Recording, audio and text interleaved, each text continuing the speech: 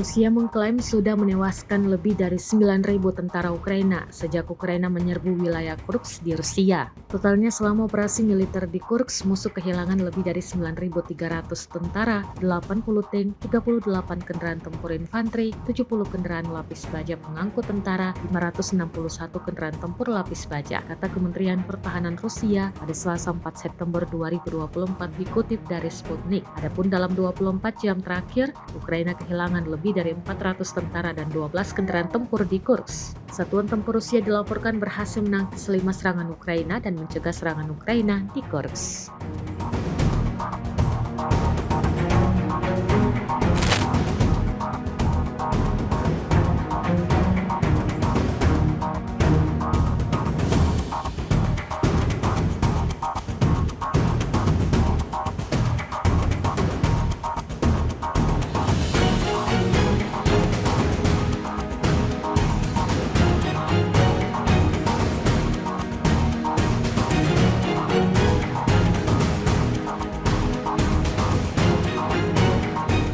Download Tribun X sekarang, menghadirkan lokal menjadi Indonesia.